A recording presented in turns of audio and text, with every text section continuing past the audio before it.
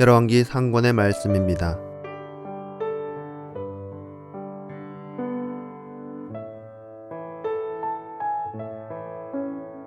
엘리야가 온 백성 앞에 나서서 말하였다. 여러분은 언제까지 양다리를 걸치고 절뚝거릴 작정입니까? 주님께서 하느님이시라면 그분을 따르고 바알이 하느님이라면 그를 따르십시오. 그러나 백성은 엘리야에게 한마디도 대답하지 않았다.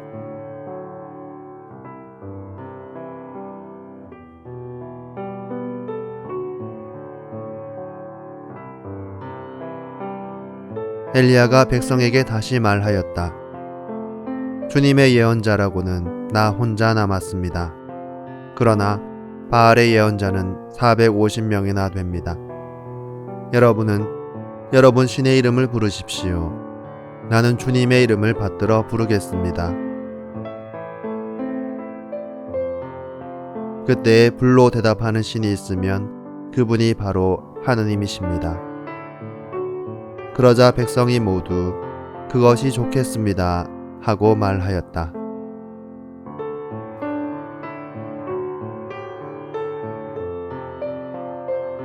엘리야가 바알의 예언자들에게 제안하였다.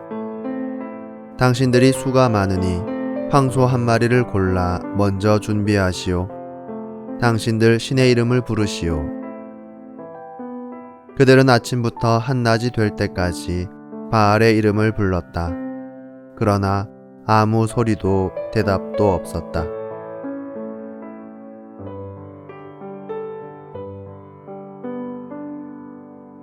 엘리야 예언자가 앞으로 나서서 말하였다.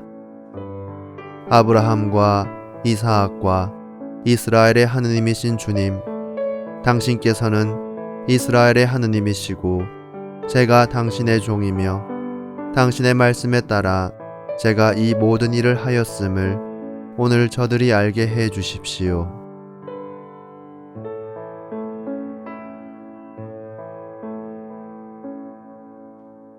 저에게 대답하여 주십시오.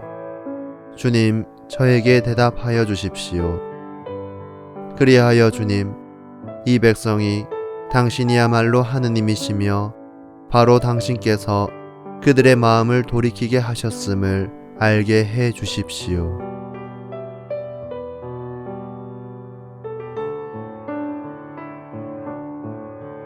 그러자 주님의 불길이 내려와 번제물과 장작과 돌과 먼지를 삼켜버리고 도랑에 있던 물도 핥아버렸다. 온 백성이 이것을 보고 얼굴을 땅에 대고 엎드려 부르짖었다. 주님이야말로 하느님이십니다. 주님이야말로 하느님이십니다.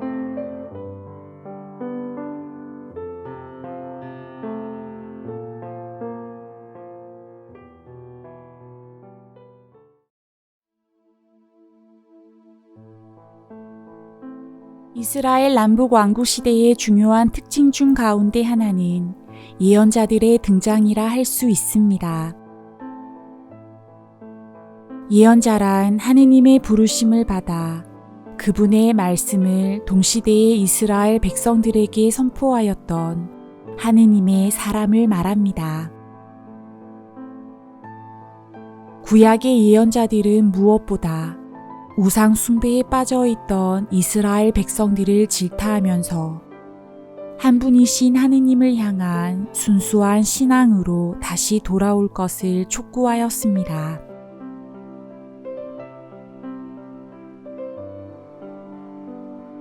엘리야는 이러한 남북 왕국 시대의 예언자로서 기원전 9세기경 북왕국 이스라엘에서 활동하였습니다.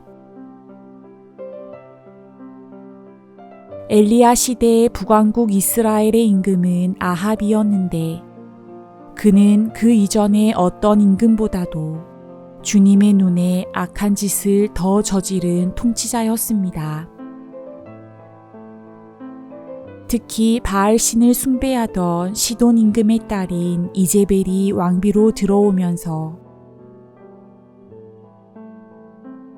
주님의 제단 대신 바알 제단이 세워지고 아세라 목상이 만들어졌으며 아합 임금 스스로 바알 신을 섬기고 예배하였던 것입니다. 이처럼 북이스라엘의 바알 숭배가 성행하게 되면서 다산과 풍요에 관련된 예배가 사마리아에 급속도로 확산되어 한 분이신 하느님을 믿는 옛 선조들의 신앙은 절체절명의 위기에 처하게 됩니다.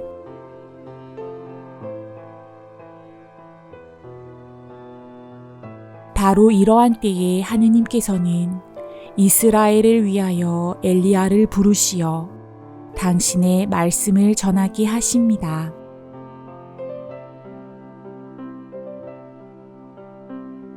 엘리야란 이름이 가진 나의 하느님은 야훼이시다 라는 의미처럼 그는 당시 우상 숭배에 빠져 있던 이스라엘 백성들에게 참된 하느님이신 주님, 한 분이신 하느님께 대한 충실한 신앙을 촉구합니다.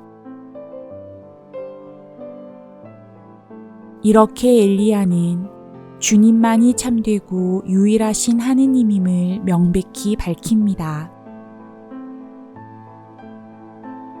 이 진리는 열왕기 상권 17장 18장에서 주님과 바알 신과의 대결을 통해 드러납니다.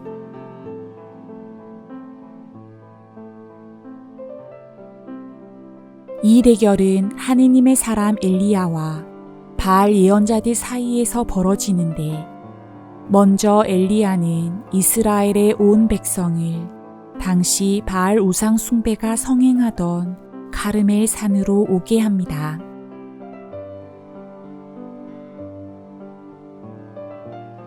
대결의 초점은 양측 예언자들의 기도에 불을 내려 주시어 제물로 바쳐진 황소를 불살라 응답하는 신이 참된 하느님으로 증명된다는 것입니다. 바알 예언자 450명이 한나절 동안이나 바알을 불렀지만 아무런 응답이 없자 이제 엘리야가 나섭니다.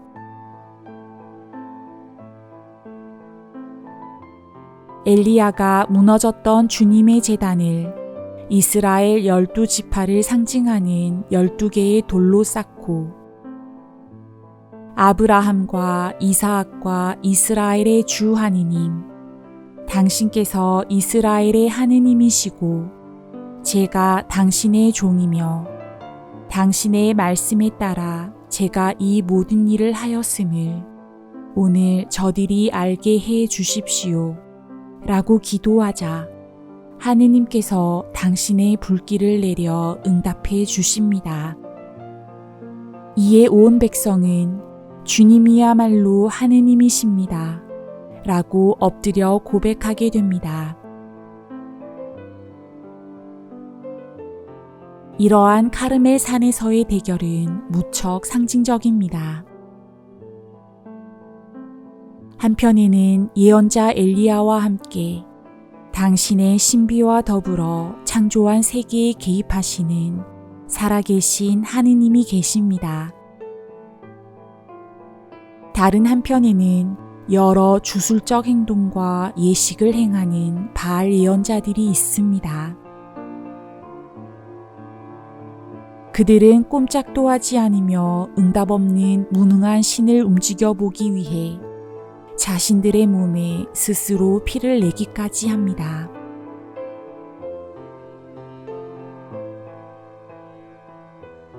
하느님께 오롯한 믿음을 갖지 못하고 마음이 갈려 우상 숭배에 빠졌던 이스라엘.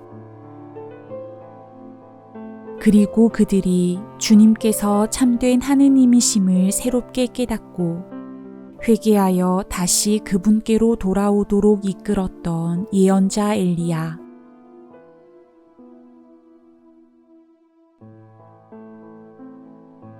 이처럼 엘리야는 당시 양다리를 걸치고 있던 이스라엘에게 주님만이 참된 하느님이심을 증거하고 신앙의 참된 본질이 하느님의 말씀에 있으며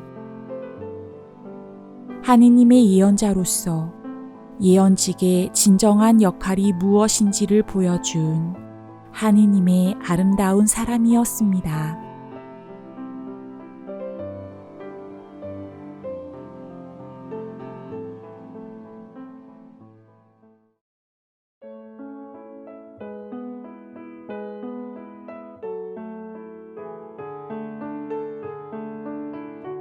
주님이야말로 하느님이십니다.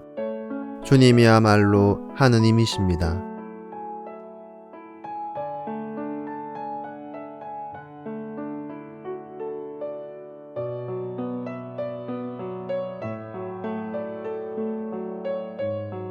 엘리야의 메시지는 오늘날의 우상들, 곧 하느님께로부터 멀어지게 하는 갖가지 세속적인 유혹과 집착, 물질 만능주의와 철저한 자기중심적 삶에 빠져 사는 이 시대의 우리들에게도 오직 하느님만을 사랑하고 그분 말씀을 믿고 따르는 것이 하느님의 자녀들인 우리가 나아가야 할 참된 길임을 말하고 있습니다.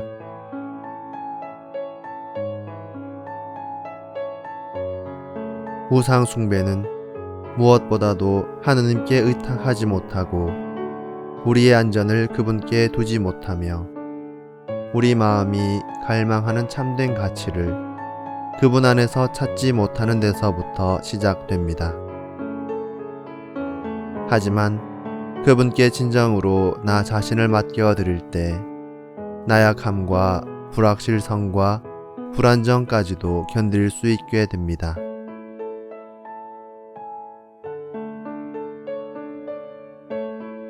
하느님을 중심에 모시고 사는 삶은 약함 안에서도 불확실성 안에서도 불안정한 가운데서도 우리를 강하게 지켜줍니다.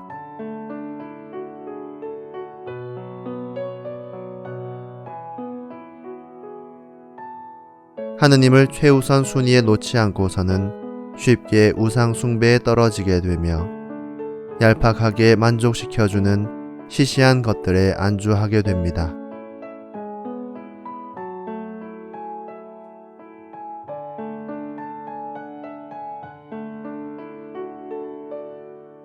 돈, 지나친 성공과 인정이라는 우상은 진정 나다운 삶에서 멀어지게 하고 다른 사람들의 기대에 부응하여 살아가도록 강요합니다. 그렇게 우리는 위선을 살아가게 됩니다.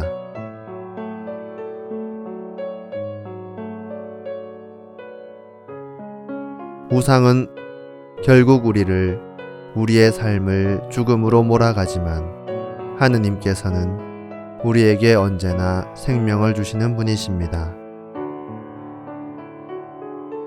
그분께서는 성공하여라 하지 않으시고 사랑하여라 하며 말씀하십니다.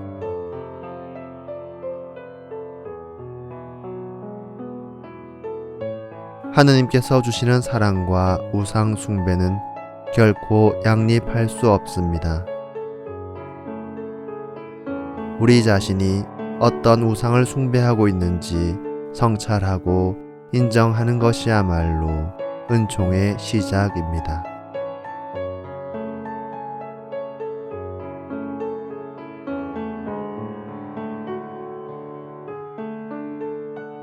나의 마음속에 숨겨진 우상들은 무엇입니까?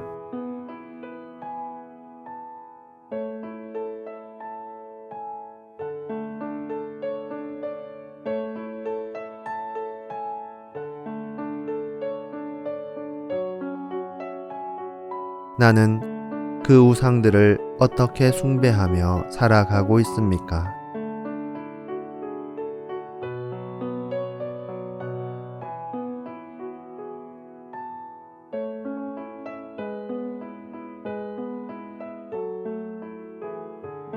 우상을 따라가는 삶으로 인해 내가 잃어버리게 된 하느님의 선물은 무엇입니까?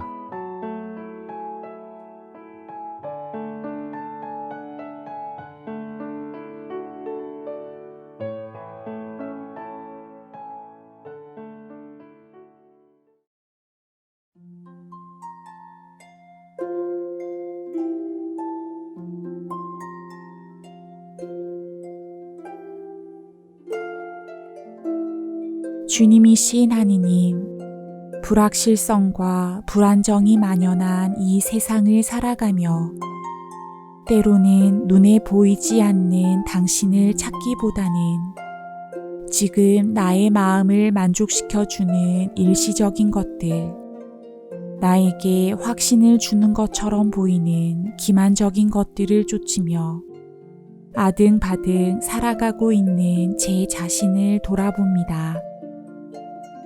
주님, 저의 이러한 나약한 마음을 굽어보시어 저의 시선이 다시 새롭게 당신께로 향할 수 있도록 도와주소서. 그리하여 제 마음속에 있는 모든 우상들을 깨끗이 치워버리고 저의 모든 것을 온전히 당신께 맡겨드리며 당신께서 주시는 새로운 힘으로 오직 당신만을 제 마음의 중심에 모시며 살아가게 하소서. 아멘.